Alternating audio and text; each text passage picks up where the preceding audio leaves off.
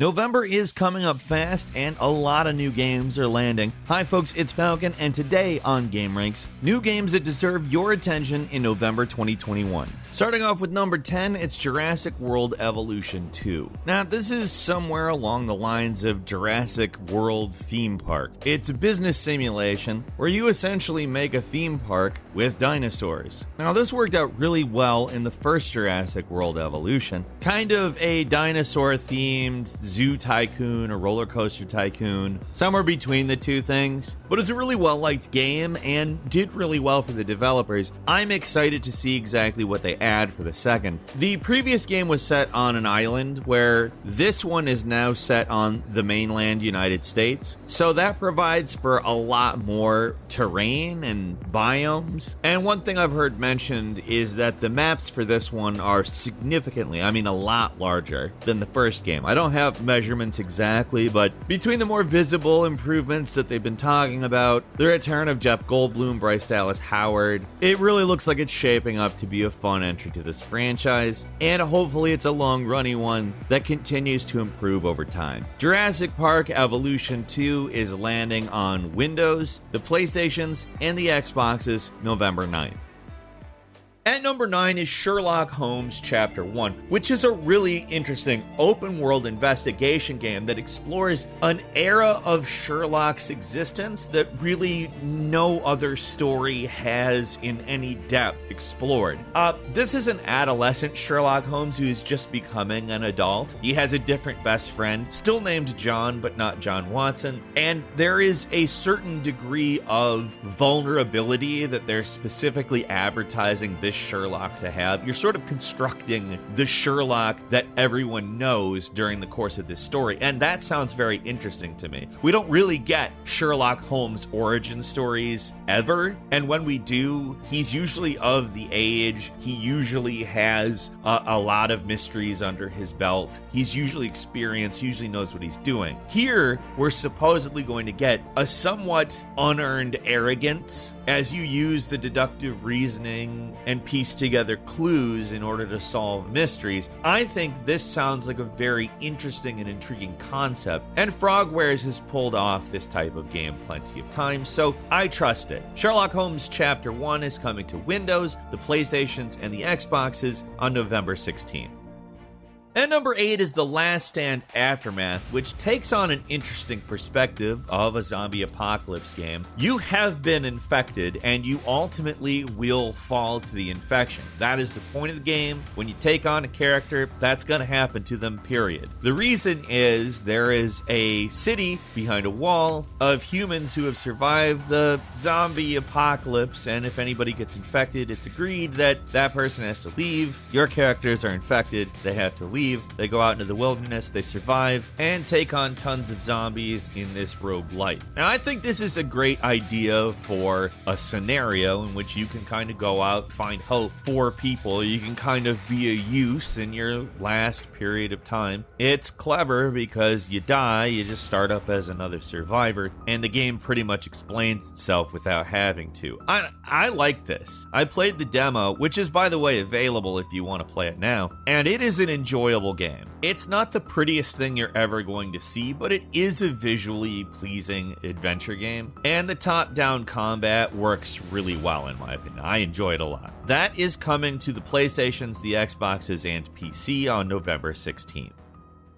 At number 7 is Call of Duty Vanguard, which is billing itself as the best World War II game. Now, that is a pretty tough order to fill, so I think they know they have an ace in the hole, or they're really good at marketing. One of the two, I don't know. But I have to say I like the sound of the campaign. You've got modern warfare style mechanics, you got blind firing from behind cover, you got destructible environments, and you basically play through the establishment of the special forces to deal with the immediate fallout of World War II. There's also, of course, zombies, there's multiplayer. We all know what we get in a full-ass Call of Duty game. And honestly, this could really be a good version of it. I'm looking forward to this, and I'm not typically looking forward to a ton of Call of Duty games. Every few titles of them, I'm more interested, and this is one that I've had my eye on a little bit. I think that it's going to be good. Call of Duty Vanguard is hitting the PlayStations, the Xboxes, and Microsoft Windows on November 5th.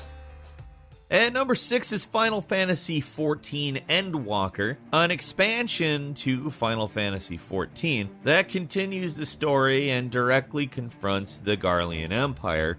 For the most part, it's not said that there's going to be a lot of changes to the base game's systems. Like, you're going to get quests the same way, you're going to have the same battles, and that's not bad because Final Fantasy XIV is great. It's a game that has a very checkered history that resulted in really a superior product. And although this got delayed a year thanks to the pandemic, I think that ultimately continuing on with the Final Fantasy XIV narrative is a great idea because frankly it's a great and fun world to exist in. Endwalker is landing on the PlayStations and Microsoft Windows on November 23rd.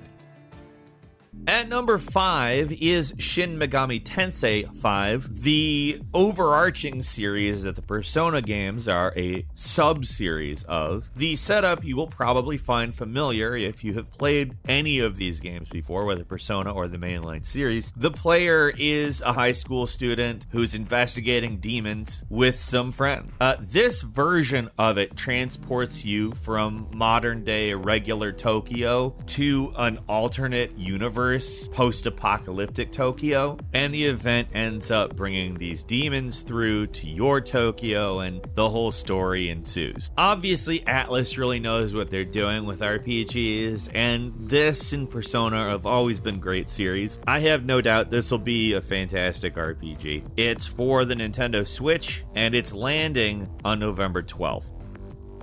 At number 4 is Pokémon Brilliant Diamond and Shining Pearl, which is a mouthful, but it makes sense because it is a remake of Diamond and Pearl, so they added adjectives, let you know that it's way better, brilliant and shining, so to speak. The art style of this game drew some controversy, but I don't know that it's something that I would consider to be a detriment in any real way. I mean, it's obviously a new Pokémon game based on old Pokémon games, so to some extent you have an idea what to expect narratively, as well as with the last few Pokemon games, the mechanics that have been refined and brought into a 3D space. It's pretty, I think, easy to understand what you're going to get from this, so if the art style turns you off, I could kind of understand, but I have a feeling it's still going to be a great version of these games anyway. Obviously, being a Pokemon game, these are a Nintendo Switch exclusive, and Pokemon Brilliant Diamond and Shining Pearl are landing on November 19th.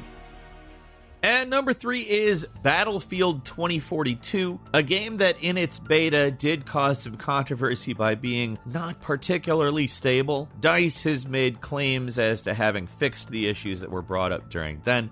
This one is solely multiplayer, so they better have. The total lack of a single-player campaign means that they don't really have a lot to lean on if the multiplayer is buggy and bad. Now, keeping in mind the beta was fairly limited and held back by those problems that they claim to have fixed, it may not be a good representation of the game, and Battlefield at its best is always fantastic, really. It's a great first-person shooter, usually known for good level design, and some of the ideas sound like interesting modes in terms of styles of competition. Interestingly enough, the next-gen stuff, PC, PS5, Xbox Series X and S, they'll support 128 player games, while the PS4 and Xbox One versions are only going to support 64 players at once, as if that's a small amount of players. And Battlefield 2042 is coming to all of those platforms on November 19th.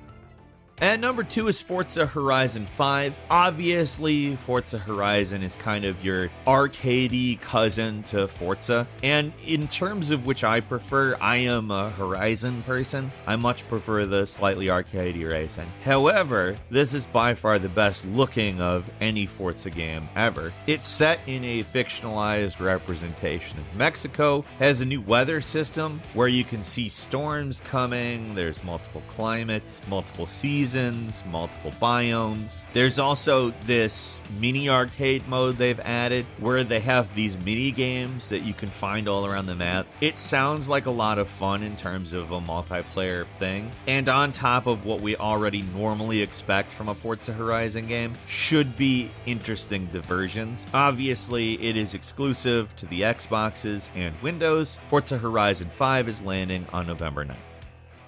And finally, at number 1, probably one of the biggest releases of the year, the Grand Theft Auto Trilogy Definitive Edition. We've already talked a lot about this. We did a video about the differences between the original games and these versions, and we're all pretty excited for it to be able to go back through Grand Theft Auto 3, Grand Theft Auto Vice City, and Grand Theft Auto San Andreas with better graphics without losing the look and feel of the originals, while also modernizing the controls so that they play more like the contemporary Grand Theft Auto games. I think it sounds like the best of all worlds combined into one package, and it's coming out on pretty much everything. Grand Theft Auto, the Trilogy, the Definitive Edition, is coming to the PlayStations, the Xboxes, Nintendo Switch, and PC, digitally November 11th, and then on different dates for physical releases and on mobile, which will come next year. That's all for today. Leave us a comment. Tell us what you think. If you like this video, click like. If you're not subscribed, now's a great time to do so. We upload brand new videos every day of the week. Best way to see them first is, of course, a subscription, so click subscribe. Don't forget to enable all notifications, and as always, we thank you very much for watching this video. I'm Falcon. You can follow me on Twitter at Falcon the Hero. We'll see you next time right here on Gameranx.